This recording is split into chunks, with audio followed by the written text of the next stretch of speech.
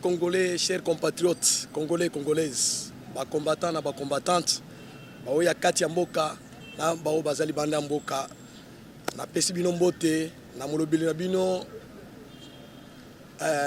porte-parole, yaba communicateur, ya chef de l'État, Moïse Lukéon Matière, Obo Yebi Mingi, na ye, pour te partager actualité, Oyo, Ezali na Katia Mboka na Biso, na ngonga oyo mboka na biso ezako traverser les moments de turbulence oyo balobi moment ya guerre, le pays est en guerre.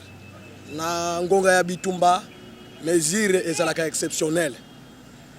Na ngonga ya bitumba mboka esalaka unité derrière mampinga na derrière commandant suprême qui est chef de l'État Fachi Beton oyo a telemeli ba multinational oyo a telemini ba président nyonso oyo baza na frontière ya mboka na biso o bazali ko soutenir ba terroriste ya M23 comme boyebi actualité lelo to kolobela makambo o etali voyage ya un émissaire ya États-Unis d'Amérique, secrétaire d'État américain ou un message spécial pour la kopesa Paul Kagame to kolobela bi susu makambo etali arrestation ya donc ba aventurier ba opposant aventurier o balingi basala populisme pour s'attaquer la dignité ya chef de l'État na ngonga ya guerre.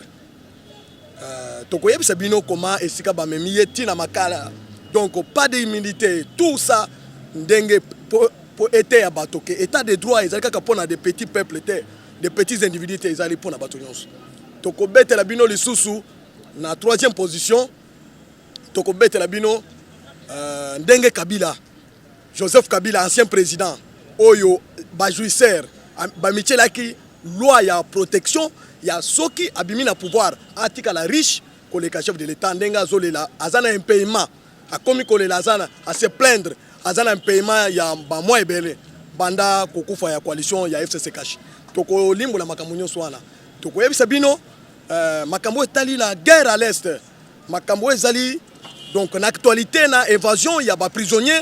Na est ndenge plan oyo babongisaki po ba détruire prison ba évader babima ba oba militaire baza wana babima na minduki na munition ndenge bakangi bango tokoyebisa bino makambo ezali koleka na mboka tokokota na divers pour l'actualité na makambo etali recette mobilisation des recettes na ministère ya finance na remaniement oyo eza en gestation tokopesa bino kamonyo swana po ba congolais bayeba makamomboka na biso ezotambola nini.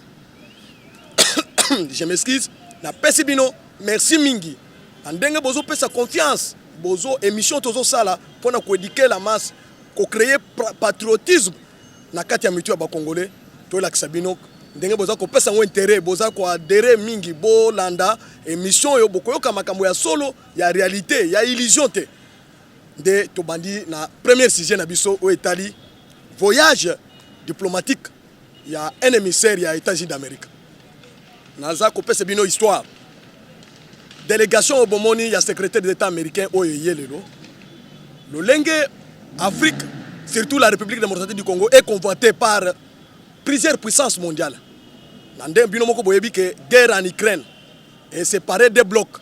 Bao baza pour Russie, na bao baza contre Russie, bao baza pour États-Unis d'Amérique. Russie tango fongola kimbo guerre contre Ukraine ayebaki ke akosala ngo une semaine mais tilelo batabazo komituna te nani a telemeli Russie po a gagner guerre wana na Ukraine te bokoyeba ngo kaka na kati ya émission Chine azo combattre Afrique alinga conquérir Afrique nyonso wana au détriment ya États-Unis d'Amérique. Europe pe en gestation donc azali kotala ndenge azali ko perdre Afrique mais de Oumoni, secrétaire d'État américain, ministre des Affaires étrangères, il y a Chine, il y a Russie, il y a Chine, Bazaki en Afrique, diplomatie. Mais pourquoi l'importance il y a émissaire des États-Unis pour la RDC? Na koyebi sabino que makambo ezali munene. Bao ba monaki que Félix azo travailler te. Félix azo lala. Président de la République aza incompétent. Bao ba bilobela ya ba opposant ya bazangi argument. Nazo bisa bino peuple congolais bolanda distraction wana te diplomatie fondeliao banda tozo ba président na tozo président diplomate ou ebi diplomatie le koleka Félix Azate. Tala, il a fait déplacer le secrétaire d'État américain, un envoyé spécial, un émissaire, il y a agrésion de un ambassadeur, secrétaire d'État américain. Moto ayebi administration, il y a États-Unis, moto fondé les diplomaties aux États-Unis. Poboye ba ministère, il y a affaires étrangères, il y a ministère, il y a souveraineté. C'est lui qui porte la parole de ces pays-là, dans les pays moussous. Comme tous en la crise, les moments était bien choisi na diplomatie ya président de la République. Pona nini? Tokei na Rwanda, to memi Rwanda. Pona kobimiseye na poasa bato nyonso bayeba qui agresse la République démocratique du Congo. Guerre sali 28 ans. Mais banda chef de l'État Félix Tshisekedi. A sali gouvernement ya Sama Lokonde ya Lewario. A telemeli Rwanda na ndenge ya kosakana te na Uganda. Paul Kagame azolela. Ti lelo Paul Kagame a komi kosala ba émission ebele. Ba usine oyo Paul Kagame, oyo ba multinational basalaki na Uganda. Pour le traitement ya or, traitement ya coltan na Rwanda, ba usine wana sont aux arrêts. Ils ont fonctionné te banda basala état de siège. Ba congolais poboye bayango. Maintenant, moyen ba approvisionner, bazo approvisionnement ya ba minerais stratégiques pour ba exploiter, ba transformer yango lisusu na ba pays wana ezate. Na minito nazo ebisabino. Économie ya Rwanda eza par terre. Économie ya Uganda eza par terre parce que ba mafia ba banda ko utiliser ba pays wana pour ba exploiter minerais na biso o eza na est stratégiquement. Heureusement que le chef de l'État Félix Tshisekedi a signé dès son entrée le partenariat privilégié et stratégique pour la paix et pour la prospérité et l'environnement. Skoyo nde monaki chef de l'État ba memiye na ba sommet munene ya ba décideur du monde a participé na G20, a participé na COP 26 pona kolakisa ke le Congo est parmi les grandes puissances par rapport à ressources, par rapport à écologie. Donc, lutter contre le réchauffement climatique, solution nango est na Congo. C'est pourquoi les États-Unis d'Amérique n'attendent jamais. Je ne peux pas perdre la RDC au profit de Rwanda. Je ne tire aucun profit na Rwanda. Mais au contraire, en République démocratique du Congo, sur le plan ya minéraux, sur le plan ya consommation, donc débouchés commercial, c'est-à-dire RDC est un espace monene koleka ba pays nyonso o ezo sala partenariat na États-Unis. Na Afrika wa esengeli ba Congolais boyeba. Aucun pays n'a jamais signé le partenariat privilégié stratégique écologie l'environnement et la paix, la sécurité na États-Unis d'Amérique. Bon moni banda to signé partenariat wana combien les officiers militaires, les hauts cadres militaires ya États-Unis ndenge bazako yao ko sali sa formation ko landela makambo nyonso bato ba moni yango te ezalaki diplomatie monene wapi bato oyo baseka ki Félix balobi ke akei na États-Unis d'Amérique bayambi pas Donald Trump te président États-Unis d'Amérique yambi te mais batini na secrétaire d'État américain mais na ebisaki bino ke bao basala ki bilobela ke Félix bayokisi soni bayambi te Félix azama yele akendaki na États-Unis pour signer contrat na État au lieu de signer contrat na un individu, président de la République. Lelo akobima. Lelo Donald Trump azali sous président. Maintenant, président wa koti na États-Unis na élection Joe Biden, c'est un démocrate. Boyebi comment le comportement des démocrates vis-à-vis na biso. Maintenant, lelo président wa na kati ya pouvoir na États-Unis d'Amérique. Atali aligia sala nyonso ekokite. Sénat américain était les milliers. Que vous devez résoudre problème comme to signé partenariat. Oui, partenariat on a engagé État américain na État congolais partenariat on. Na bisaki batoke bi munene otosaki matinal ezalaki partenariat on. C'est pourquoi bomonaki lors ya signature ya partenariat wana ba betelaki Félix Binduki na cimetière ba yembaki hymne national na biso pour la première fois na États-Unis d'Amérique en présence de deux présidents. Ezalaki pambate, ezalaki événement monene alliance autosali na États-Unis d'Amérique.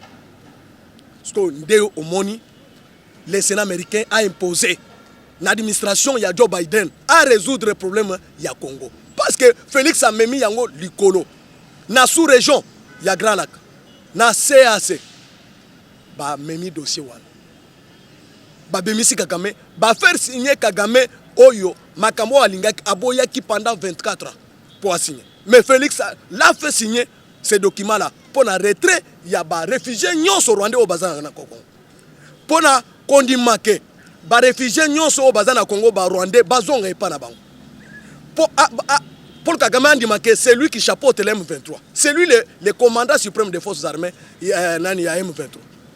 Paul Kagame a signé cessez le feu na Félix ou a tellement commandant suprême des forces armées congolaises. Makambouana, il fallait être un grand diplomate pour gagner la diplomatie sur terrain avec Rwanda. Rwanda soki bao bayebi Rwanda te. Paul Kagame ndengo zo mona wana. Azali donc les chouchous ya ba multinationales pour na pillage ya ressources o ezanaes. Maintenant Félix Tshisekedi donc abimisi Paul Kagame na poisa. Abimisi MONUSCO o azalaki sous-traitant. Biso toyebi ke eza organisation internationale ONU aye pour na kwede biso kimia kota na ese nzokande business e banda ko salema na ese na MONUSCO bango nde banda ko memela ba groupes armés nyonso eza na ese minduki pour ba mettre en sécurité maintenant est justifié présence ya MONUSCO na Congo. C'est pourquoi MONUSCO ezali donc opération monnaie structure monnaie o ya ONU o salami na bamboka ya Afrique na monde mobimba na chiffre ya ba militaire bele 20 000 casques bleus. Mais ba trouver ta solution à ta mokote. Zokande ba elaki business. De façon ceux qui ba commis na fait un mandat ba renouveler mandat. Ceux qui ba commis a fait un mandat ba renouveler mandat. Mais ba zo renouveler sans autant ya ko atteindre objectif. Or ONU salaki Conseil de sécurité pour imposer la paix à tout pays du monde. Mais les loyaux, MONUSCO a sali 20 ans na Congo a trouvé ta solution mon côté. Même qu'on éradiquer groupes armés moko ezalite. Mais pour na ko faire valoir makamboana ko la kisa MONUSCO et sengeli mwana mboka di sang de père et de mère à au pouvoir. Les lots MONUSCO ba bimisi na poisse. Jusqu'à tel point qu'on contraindre ONU, Conseil de sécurité a déclaré officiellement avec un rapport bien élaboré, que c'est le Rwanda qui a agressé la RDC. Les militaires rwandais se trouvent sur le sol congolais. C'est-à-dire il a violé les chartes des Nations Unies. Il y a non-agression, non-ingérence dans un pays membre du Conseil de sécurité. Rwanda quoi na mutamboane.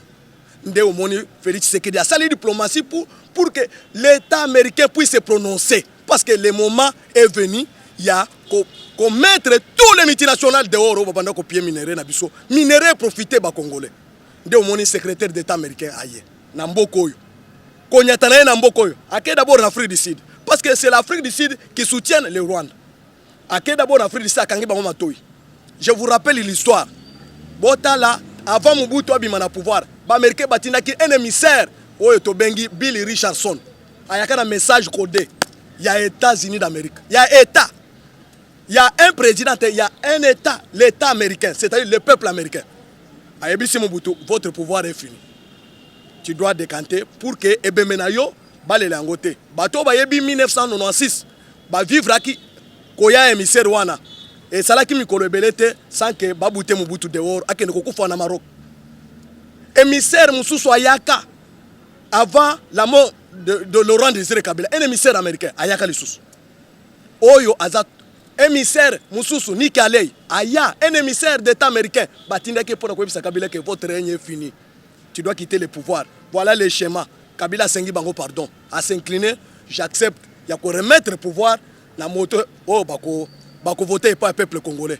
C'est pourquoi Bomonaki c'est pour la première fois dans le Congo tous à la passation de pouvoir civilisé. Ce n'était pas pour rien.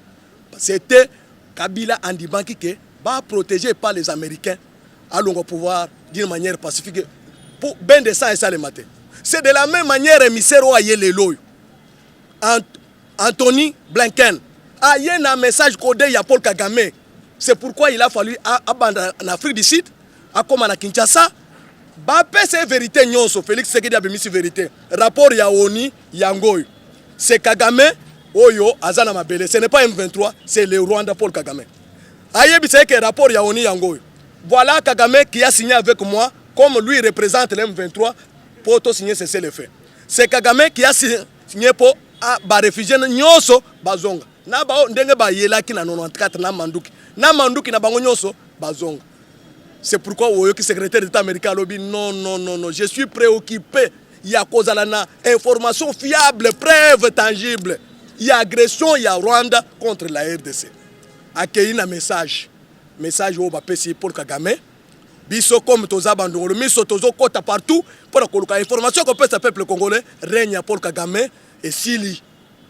Message codé. Il y a États-Unis d'Amérique. Bapesi azanango déjà. Place Azali a yebi déjà. C'est pourquoi Boyokaki, secrétaire d'État américain, a dit que bientôt là, on va tourner les dos à l'insécurité qui se prévaut à l'Est. Victoire diplomatique, il y a Fachi Beton. Maintenant, Félix, il est incompétent. Ayebi le côté patin, Bazawa Pilelo. Pour trouver la guerre à l'Est, il fallait comme les Américains, Bill Clinton, Bill Gates, famille, Obama, biloko nyonso ba américain nyonso wana les colons américains ba militaire oh bazo chapeauter ba multinational et ça ba américain. Il a suffi un homme intelligent, bien préparé pour assigner partenariat na ba américain. Parce que partenariat on est lié biso et lié na bango. Toki ko za na bango partenariat pendant que toza na souffrance na guerre à l'est aussi là. Pendant que bato mususu bazo piller minerai na biso zo profiter ba congolais. Prospérité ko ya wapi. Environnement pour qu'on protéger l'environnement. Ndeyango bomoni Félix Tshisekedi pour enfoncer les clous na ba multinational na communauté internationale ba participer na COP 26 pour le réchauffement climatique. Ba lobi nyonso c'est solution c'est Congo. Mais bon financer bongo bazo financer te. Félix a yebisi bango bon. Maintenant on doit exploiter nos propres minéraux, nos propres richesses. 27 blocs de pétrole. Na minitoy ba français baye, ba américain baye déjà pour na ba signer donc investissement, il y a pétrole. Bazo exploiter d'une manière technologie, il y a Sika. Et toucher écologie, toucher environnement, polluer environnement. Na technique adaptée. Nde omoni baleli balobi ceux qui te sakani tozo perdre le Congo. Le Congo est considéré comme les grandes puissances sur le plan économique et sur le plan militaire, sécuritaire. Ba militaire na biso baza information ndenga ko sakanate. Réforme eza ndenga ko sala mandenga ko sakanate. Na loi o ya programmation militaire au Félix azui. Nani président nini na Congo wa yebaki que pour que notre armée soit une armée républicaine, une armée bien organisée, puissante et sengeli ko sala d'abord loi codoté. To sali combien de législatures? Combien de députés ont passé à faire cette loi? Et sengeli kaka Félix Assal. Mais yo ko robaki Félix Assal incompétent. Par rapport à quoi? Est-ce que Botali, niveau d'organisation, Mboka Nabiso Ezalaki, Mboka te.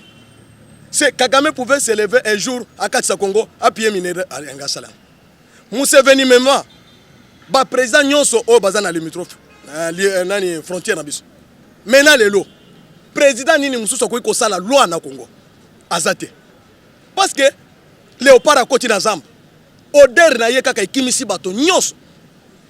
Le lot Kabila Zolela Azan arrière. Félix moi n'a été Tshisekedi. Bozo benga jouisseur. Mais Kabila jouisseur a régné comme un seul maître na kati ya Zamba. Na Congo est comme il y a bien privé na ye. Na famille na ye. A longo ya sali loi ko protéger ye. Ba pesa ye, ba bando ko pesa salaire 600 000 pendant que les enseignants, les fonctionnaires de l'État bazo toucher et l'autre côté. Bazolela. Mais tala lelo. Tala lelo, niveau il y a un fonctionnaire. Ba maman il y a ba veuve na Congo. Ba veuve na Congo, il y a ba militaire. Tala Félix Nenga kanesile bango. A matire bango, veuve vazo toucher 30 000 francs. Est-ce que vous pouvez vous imaginer que Kabila avait la volonté, il aimait le peuple congolais. Atabato bazo lo baketo ko sala élection. Boko sala élection na bila au Félix Azanango. Bozo futa un fonctionnaire, un huissier 12 000 francs par mois. Mais Lélo Félix a rien à pouvoir. Atali d'abord bateau bazalaki délaissé. Bateau bazalaki mépris. Considération de la veuve militaire. Azo rendre service ni Nambok. Mais Félix a zongeli kaka bateau ana. A matière de 30 000 francs à 360 000 francs congolais. Est-ce que Bozo Mona comment Félix est tenté de renouveler la confiance de l'État envers la population? Toyebi sakibino ke bolanda bilobela te. Tala. Monseigneur Cardinal Ambongo, Yé ce qu'on lobby les loquets au commis opposé à Félix. Au fingi Félix, yé azo yambayo. Tala, kamere pour contre prison. Bateau va sala qui marche nane. Eh ambongo wanat. Na ba be chole ba sali marche. Oh ba yebi mbongo à l'état. Mais tant que kamera côté prison. Akoma ki moninga na bango ba komi ko sala tina mes. Le loyo Jean-Marc Abounda. A fingi Félix Tshisekedi. A lobby n'importe quoi. Outrage au chef de l'État. Moto aliboso ko yambaye avant bakangaye cardinal Ambongo. Association ya bato oyo baza contre Mboka. Contre la République. Bon, secrétaire d'État américain Ayet. Bino bo diabolizaki Kadima. Yaseni, président Yaseni. Bo diaboliser n'importe quoi. Bo lobi n'importe quoi. Les loyo ba américain ba lobby, ça sera la première élection au Congo. Oyo kozala démocratique. Nano élection bo ezalité. Ba kayina centre wana il y a des recherches ko bazo sala o bazo bungisa makambo ya vote wana. Moto voter na distance. Ça sera pour la première fois na Mboko. Ça sera pour la première fois ba Congolais à diaspora ba voter. Yo lobi ke Félix azo sala elo côté. Oyo ko chasser Félix na pouvoir. Bilobela n'importe quoi. Lelo l'État congolais a lobby non. Oza ko se mesurer même na institution à l'État. On mépris. Au même institution yo obanda ko zala wana ofande wana ozo sala loi. Biso ba topona ki oko ozala président ya parti, ozala vice-président de l'Assemblée nationale au mikitio moko au komi roulage.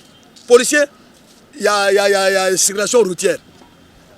Obandi ko tobola ba pine ya mitre n'importe comment. Maintenant les loyo yo ko lo Félix aza incompétent par rapport à quoi? Yo ozu chance un diplômé ozo diriger parti monene parti présidentiel. Nakati ya parti wana ba docteur bazali ba licencié ba nani et consort. Coup de chapeau à Félix Tshisekedi. Il a donné donc l'homme qu'il faut à la place qu'il faut, professeur Mbata. D'ailleurs, félicitations professeur Mbata pour la qualification comme professeur extraordinaire na université ya Afrique du Sud. Université créée en 1800 quelque. Mais Yobimi le premier africain ya cause de distinction professeur extraordinaire à l'université wana ezali professeur Mbata. L'actuel vice-premier président, vice-président de l'Assemblée nationale, premier vice-président de l'Assemblée nationale. Félicitations, voilà l'homme, un professeur, mais yo ozala qui diplômé ya pamba. C'est pourquoi tu comprends que obanda ozala net na biso contre, parce que au monaki donc c'est na biso ezala qui likolo na yo makasi. Obanda ko kaka bato ba yebi yote. Mais yo va propulser yo un incompétent diplômé à Pamba aux fonctions minene na parti il y a premier vice-président il y a assemblée nationale institution monene il y a liboso na kati ya mboka na biso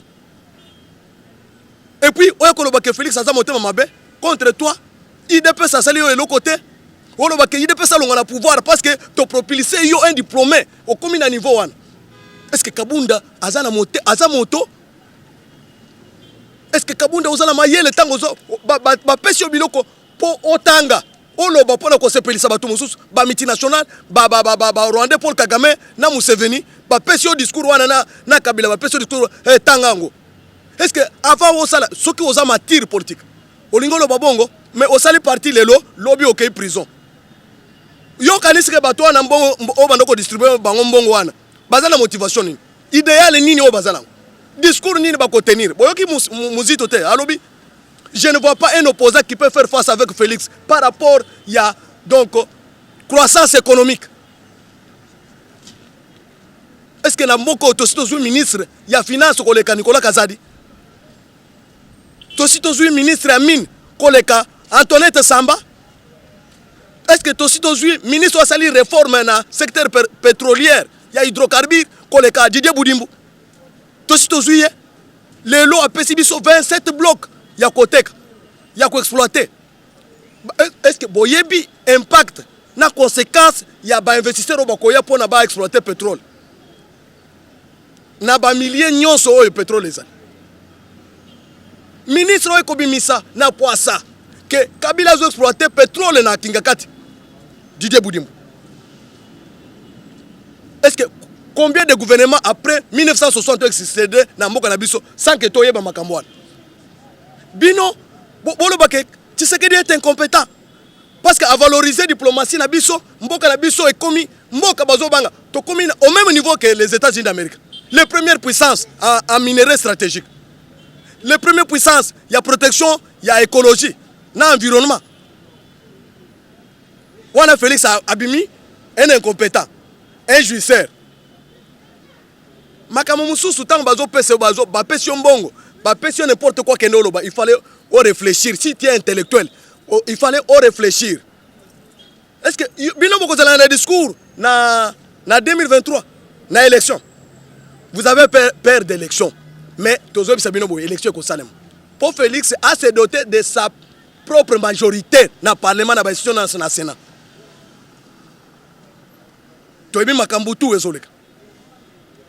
Pourquoi la loi de programmation militaire pendant la vacance parlementaire? La RDC sera dotée, donc notre armée, FARDC. C'est l'une des conditions que les États-Unis avaient posées pour nous aider à se débarrasser des groupes armés qui se trouvent à l'est du pays. Et Sengeli d'abord se débarrasser des soldats, des généraux qui ont collaboré avec Kabila, des généraux sous la dictat, il y a Paul Kagame et Museveni. Deomoni, Toko Salango, d'une manière en désordre de Torobi, et Sengeli Moubeko Ezala. La loi finance, il y a armée Nabiso Ezali déjà en gestation. Avec Bidier, il y a plus d'1 milliard. Il y a armée Yemoko. Toko Sala recensement, Toko Elage, bas militaires étrangers, bas officiers étrangers, bas militaires qui commettre des crimes. Makamwana tozolo ba poba congolais boyeba. Makamwana ngesale mapamba te. Moto yeko veiller conscience ya peuple congolais c'est Félix. Moto yeko bimisa ba congolais na buumbu ya ba autorité morale c'est le président Félix Tshisekedi. Mais moto wana asali makamwana yolo ba kaza incompétent. Parce que à remettre les Congolais son droit. Les droits de l'homme est plus respecté qu'avant.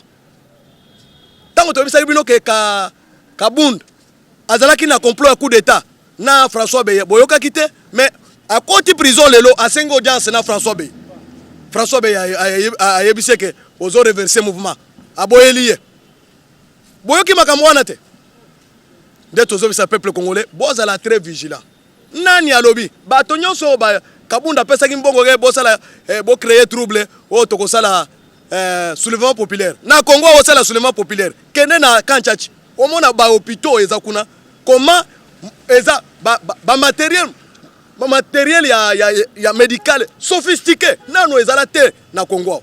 Toza hôpital na ndenge toza boy. Le président de la République a koki ko se faire soigner à l'extérieur le sous-souté. Ba ministre bato nyonso ya minene wana o babanda ko se faire soigner à l'extérieur. C'est fini. Makamwana ezongi na hôpital militaire ya Kanchachi. Kota au monde appareil nyonso. Mboke sali combien d'années sans que ezala na palais présidentiel. Mais Sengeli Félix Ayat a sali donc a réhabilité na Mongaliem. Lelo tozui ya biso palais présidentiel. Mongaliem, kende na Mongaliem okomona ndenge Félix abongisi donc palais présidentiel a moderniser yango, a s'adapter yango. Bato nyonso bazo ya mena, bazo ya kuna na palais présidentiel. Na ya Mongaliem.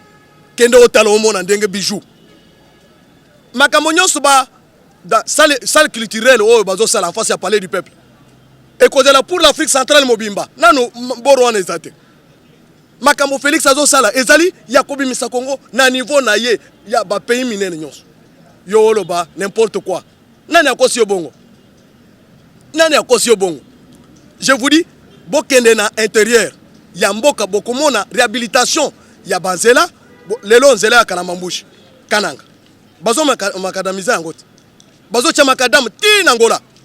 Nzela dilolo wana basi basale yango. Même train ekomi ko kende tikuna. Sakanya.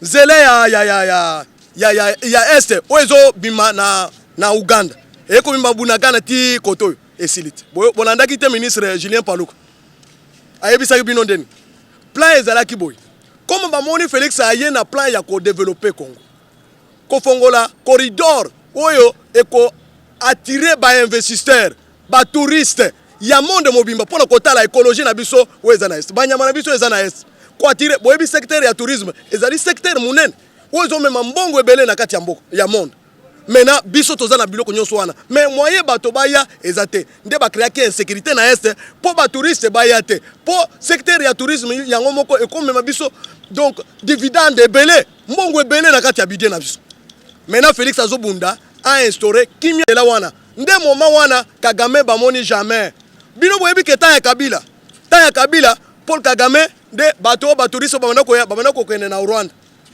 po bamona basala visite na ba groupe armés wana ba facilité bango mbongo wana ezokota na Rwanda mais Félix aboyi alobi ke mbongo nyonso wana il faut kota na caisse ya République démocratique trésor public. Est-ce que bossi bomona wapi ba expatrié ba sali magasin na bango magasin wana eza Kabila baboya kozwa billet ya banque ya 20 000 francs na 10 000 francs signé par l'actuel gouverneur ya banque Mama Kabedi Malango. Est-ce que bossi monango de tolobi boy l'état congolais a kosala to ko récupérer droit na biso to récupérer mboka na biso tout ça c'est la guerre oyo président de la République azoluka souveraineté mboka ezonga mboka tozaki susu mboka te tozaki donc eloko moko zone moko ya motoza na force a koti asali lwa na ye motoza na force atal c'est-à-dire biso ba congolais tozaki na parata moko te. C'est pourquoi batiaki marionnette la bango au sommet de l'état pour abana ko servir bango maintenant moto azui mboka bamindele baza ko se retrouver les sous-soutés et commis opération gagnant c'est pourquoi baza kanda na Félix Tshisekedi parce que Félix abordait secteur nyonso ya vie nationale azolandelango pas par pas jusqu'à tel point que to récupérer biloko nyonso ezalaki à l'état ils ont la caisse à l'état. Maintenant impact c'est quoi? La redistribution il y a richesse nationale. Chaque structure, chaque couche sociale, il faut à se retrouver. Ba professeur bazui, ba fonctionnaire à l'état bazui. Azomata mwanda ndamu. Lolenge mbongo ezokota na caisse à l'état, lolenge bato baza ko se retrouver ndamu. Dignité pe ya congolais et bandi ko zonga. Ba komi ko banga biso. Banani bo basekaki Félix Tshisekedi, au secrétaire d'État américain aye a komi kaka akoti na Angola wa a komi na King Congo te a dévié a changer programme. Maintenant les lots aye. Bato na bazao pipo ba bete la Félix Maboko. Donc un envoyé donc l'État américain azalaki na Maboko. Makambo ba solo yo yebi bokolela. Ba ennemi na biso boko sala diarrhée. Cop papa huis clos na Mongaliem na palais présidentiel ya Mongaliem huis clos na Fati Beton ba yele na mikanda zobor allez betabor toleka esilit nani azalaki représentant Kabila azalaki luswana parce que ba infiltraki donc administration la biso na ndenga ko sakana te. Maintenant Félix alobi tous les conseils dehors tout dehors yena Anthony Clint Yemoko bango mibale de tête à tête makambo basolo yo yebi na décembre Félix azana États-Unis d'Amérique et puis avant mata États-Unis d'Amérique boko ka makambo ekosala na est de la République démocratique du Congo masolo carré oyo jibempe na lobaka kora mikora koza yango wana babeti yango wana ata moto moko ayebi yango te. Bo spéculer pamba masolo wana ezaka ka Fati na État américain ba beti à huis clos fini la distraction fini la guerre. Est-ce que États-Unis a kondima perdre le Congo Russie azo yango ou bien Chine azo yango ou bien Europe azo yango c'est fini gagnant opération gagnant ce que aux fort batie bloc libanda yaka au présenter offre na yo tout le monde demande na yo tout le monde ce que ozokoka. Et c'est lit. Maintenant nous sommes au Congo, la République démocratique, nous sommes maintenant les Congolais. Notre pays est devenu la République démocratique du Congo parce que c'est-à-dire de récupérer souveraineté na biso. Kala mingi te na frontière na biso nyonso bakotonga ba caserne ya ba militaires. Les militaires seront mis dans de bonnes conditions. Base militaire et kozala partout na est na République démocratique du Congo. Na est nyonso wana. Moyen armée na biso et cause la concurrence les sous-soutés na bané ozoya na ba pays oyo tozana bango limitrophe bakobanda kobanga Congo et puis minéraux na biso seront bien sécurisés mabele na biso seront et cause la bien sécurisés. Chaque Congolais aura sa carte d'identité. Toke élection to voter tala na Kenya et surtout makambo ezo ko changer Aïla Odinga allié opposant historique lokola ndenge Tshisekedi azalaki awo azan donc boye na Fachi Beton maintenant makambo ya ba Paul Kagame ba Museveni appartiendront à l'histoire africaine et jouer la Moussous avec Fachi Beton banda Fachi aya les peuples d'abord les peuples africains d'abord et s'il était tozo féliciter bato nyonso baza la vision à chef de l'État gouvernement remaniement ezali en gestation Fachi Beton azana Tchad akena Tchad azonga retour na ye azobeta biloko remaniement ezo salema ba ministre oyo ya obazo dépendre na ba autorité morale bazali ko continuer ko dépendre ba autorité morale na bango seront injectés dehors débarquer de la barque ba koza na bisote ba ministre o ba la kisi volonté ya soutenir le chef de l'État ba présenter loyauté na bango na ko appliquer volonté vision à chef de l'État ba mususu boyebi bango ba déclarer tout haut lokola excellence Cheikhou Kitundu Léonard Cheikhou Kitundu Lutundula plutôt Cheikhou Kitundu kotina munoko na ngandeni Lutundula alobi moi je vais servir la nation au lieu de servir l'autorité morale aboyi makambwana ministre ya Izu aboyi alobi moi je ne peux pas soutenir un individu au lieu de saler l'état congolais mumusa ba ministre nyonso oyo bazale ko travailler sous la dictat ya Kabunda pour na faire échouer mandat de chef de l'état ils seront injectés ndé yango tozo bisabino peuple congolais bozala bozela mboka et kozwa lire mususu avant tout comme en 2023 Félix est en train d'aménager dans le secteur nyonso na basiriti nyonso il y aura de nouveaux administrateurs et territoire il y aura de nouveaux mandataires qui seront nommés incessamment Félix maintenant a dû maintenant à lire ya kokende vers les élections de 2023 parce que yo ya ko affronter Félix na ba réalisation ko salem nazo senga l'unité autour du chef de l'État nazo senga l'unité autour il y a nos forces armées congolaises parce que bientôt là la guerre appartiendra à l'histoire à l'est du pays. Nos frères congolais qui se trouvent à l'est, qui ont beaucoup souffert, qui ont beaucoup enduré, et c'est ce bazwa kimia pour l'intérêt du peuple congolais. Merci mingi. Na mobilisation des recettes, il y a excellence Nicolas Kazadi. Moussala ozo sala, monde ezomona. Même communauté internationale ezomona. Merci mingi na organisation ya parti présidentiel. Maintenant les loy. Bao babana ko robali susu balo bat.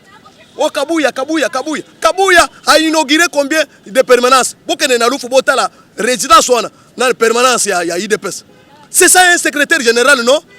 C'est ça responsable oyo alinga kiazala na mbele tozala na ye depuis 2019. Oyebi ke combien de provinces de permanences elinga kiazala réhabilité mususu basombi yango.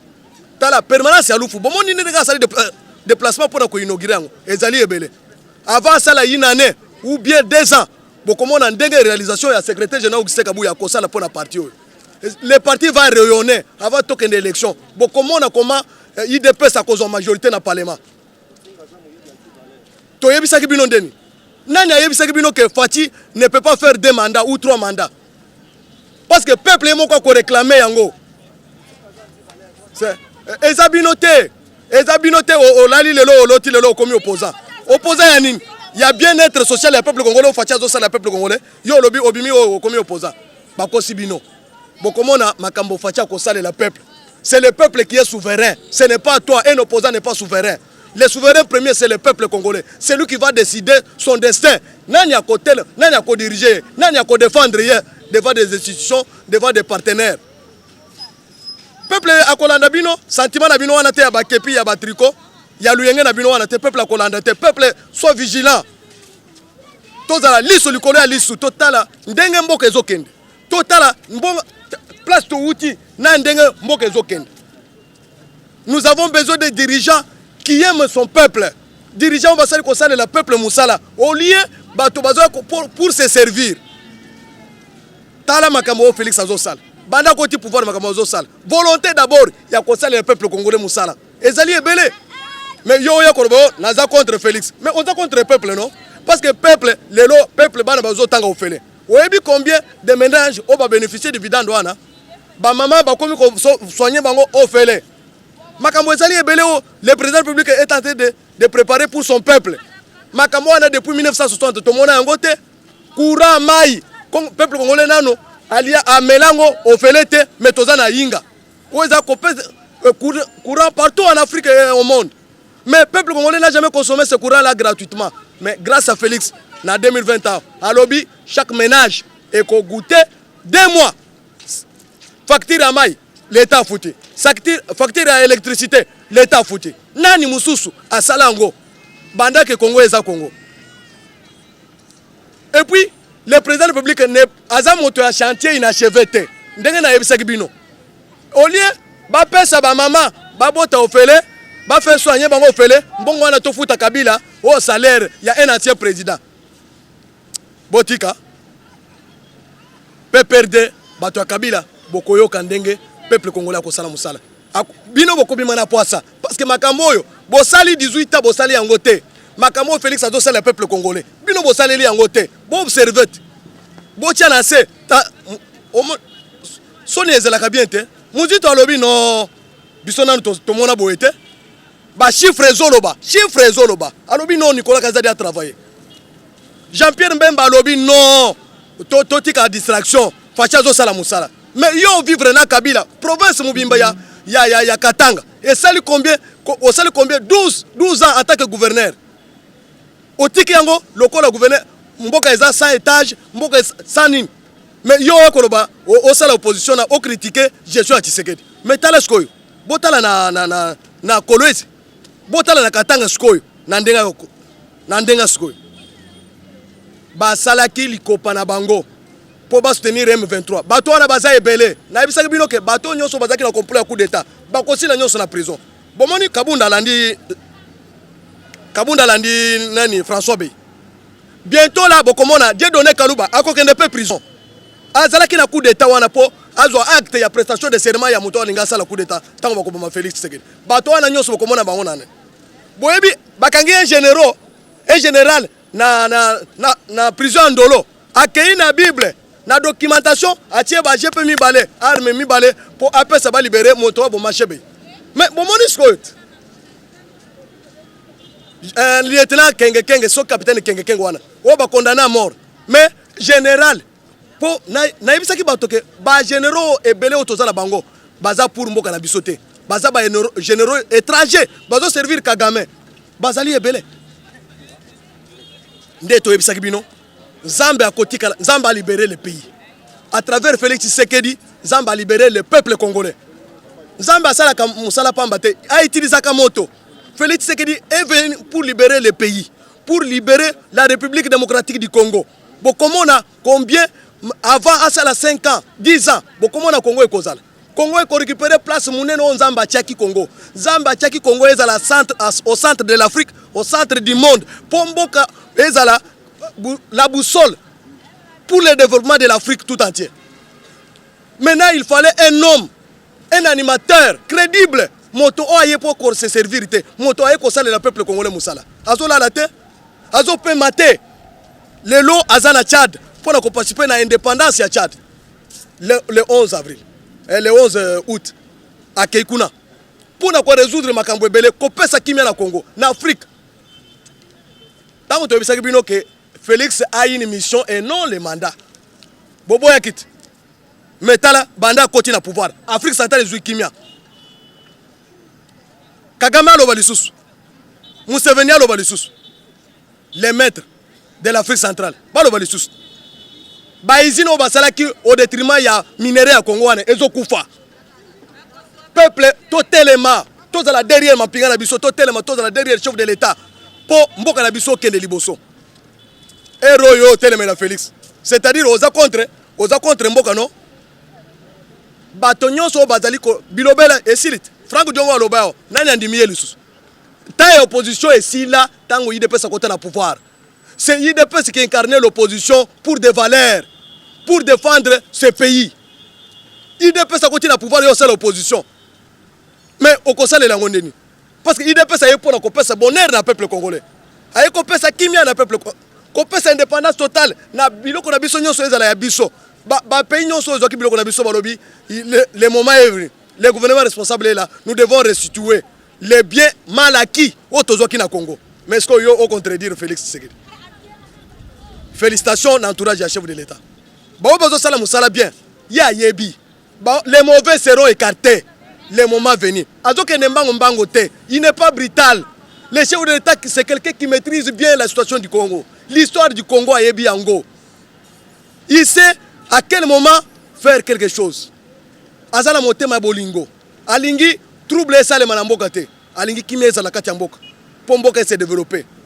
Ayeba mettre les points sur les yeux. En tout cas, ezali makamomuke on a bongisa ki pona mokola lelo to partager na bino na victoire diplomatique au tozui.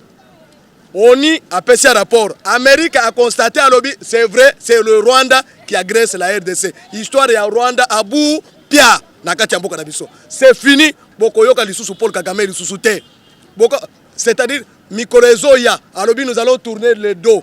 Hein na sali récapitulation boyoka message munene. Oyo Blanken Anthony ayenango awa. Message au baïko pesa Paul Kagame que hégémonie na ye, histoire na ye en Afrique centrale et Sili. C'est le moment de Félix Tshisekedi. Moto na moto azala ngonga na ye, o ezango ya fachi. Pour asala. Donc le bien-être social du peuple congolais et pour l'Afrique tout entière. Parce que le Congo, n'enga balobaka que azali na forme un revolver. C'était dans la cachette, l'Afrique a la forme d'un revolver dont la cachette se trouve à RDC. Liloba na poe kokisama et sengeli na Congo tozala président local Félix Tshisekedi. De façon que ce qui Congo a se développé, c'est-à-dire Afrique mobimba se développé. Un point, un trait. Olinga te. C'est Félix qui a mis nos opposants, c'est-à-dire les pays étrangers, mal, les multinationales à mal positionnement. Motabi Missi secret que c'est l'ONU qui était complice, il y a massacre aux Salomana Est, c'est sous la règne de Félix Tshisekedi. Histoire retiendra, histoire écotique à la Bongo. Talanenge, Batozo crée trouble pour pas mettre biso confusion à ONU. Non, Félix est tenté de mettre quelqu'un devant un fait accompli. Les autres, raison les sous exaté. Il y a Monisco dans le sud du Congo. Bakende na calme. Félix a bengani ba on a des ordres bazala processus au bazu enquête wana et kende malembe ti balongwa bati que la biso mboka na biso armée na biso comme puissante. D'ailleurs c'est une distraction il y a cause de la aide militaire dans les pays musulmans pendant que nous avons notre propre armée. C'est-à-dire esengeli kaka réforme ça la armée de façon armée na biso ezala indépendant ezala sous infiltré na ba étranger to gagner guerre.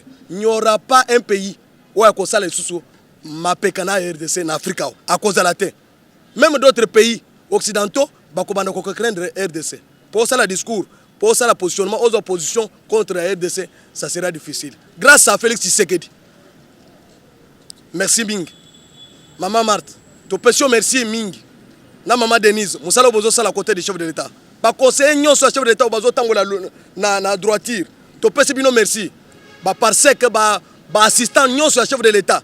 Bozo sala musala malam. Parce que résultat ils ont la diplomatie est au top.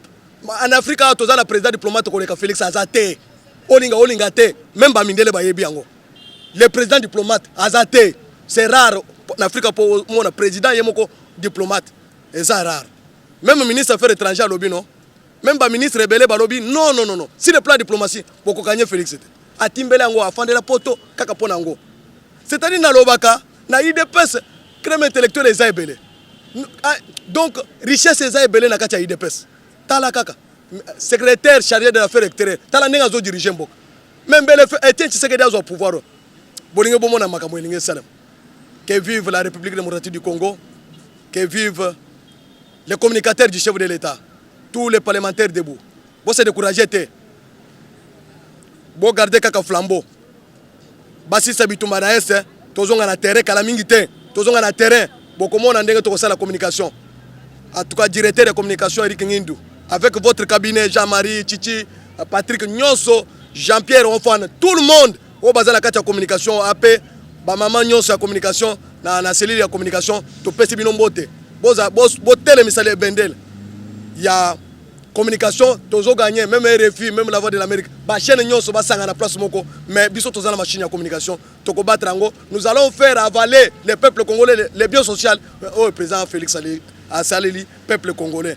Merci mingi, na pesi binombote. Oui, le président Mathieu Moïse Lukengu, na pesi binombote, merci.